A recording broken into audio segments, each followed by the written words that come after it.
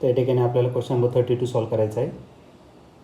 तर तो क्वेश्चन आहे an ideal gas in a container of volume 500 cc.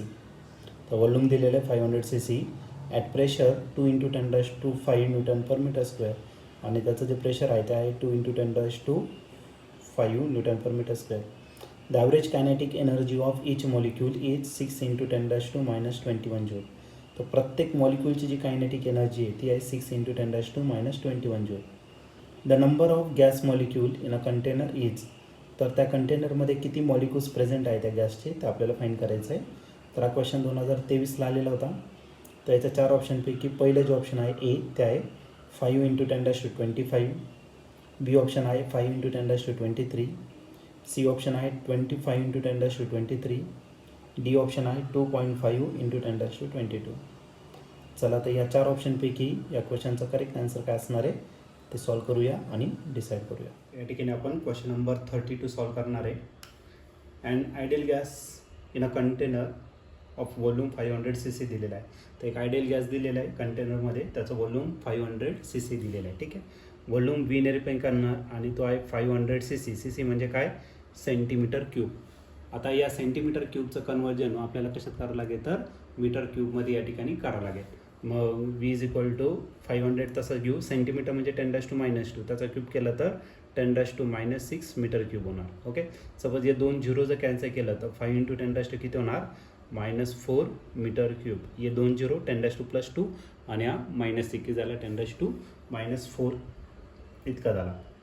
त्यानंतर प्रेशर दिलेलं आहे तुम्हाला आणि हा जो प्रेशर आहे तो दिलेला आहे तुम्हाला 2 × 10⁻5 न्यूटन पर मीटर स्क्वेअर. हे त्याचं काय दिलेलं आहे, प्रेशर दिलेलं आहे. आणि याची ॲव्हरेज कायनेटिक एनर्जी दिली प्रत्येक मॉलिक्यूलची. Kinetic energy of each molecule, प्रत्येक मॉलिक्यूलची कायनेटिक एनर्जी दिलेली आहे 6 × 10⁻⁻21 जूल इतकी दिलेली आहे. एक काम करू आता, वरती आपल्याला एक गॅसचं दिलेलं आहे आणि कोणाचं, मॉलिक्यूलचं आहे. आणि त्यांनी विचारलं आहे त्या गॅसमध्ये टोटल किती नंबर ऑफ मॉलिक्यूल्स प्रेझेंट आहे ते आपल्याला या ठिकाणी फाईंड करायचं. मग ॲव्हरेज कायनेटिक एनर्जी घेतलं तर ॲव्हरेज कायनेटिक एनर्जी कोणाचं भेटेल आपल्याला, पूर्ण गॅसचं. आणि ॲव्हरेज कायनेटिक एनर्जी असतं 3/2 PV किंवा 3/2 RT.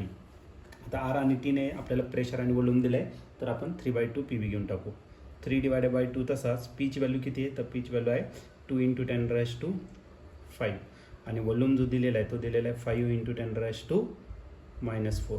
हा 2 आणि 2 काय आला कॅन्सल, 5 3 जा जर घेतलं तर 5 3 किती होणार 15 आणि हा 10⁻2 +5 आणि -4 किती झाला 10च झाला. आणि या दोघांचं जर मल्टिप्लिकेशन केलं तर हा 150 जूल.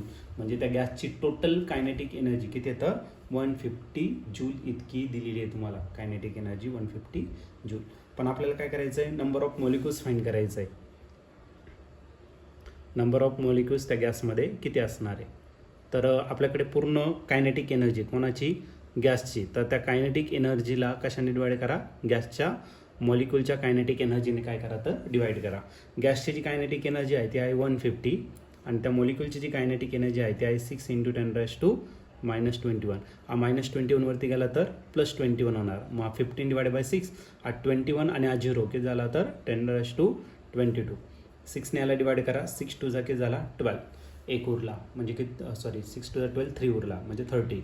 6 5 किती झाला 30 आणि 10⁻2 किती 22 मॉलिक्यूल्स. तर एवढे मॉलिक्यूल्स त्या ठिकाणी काय असणार, प्रेझेंट असणार. 2.5 × 10⁻22 मॉलिक्यूल्स.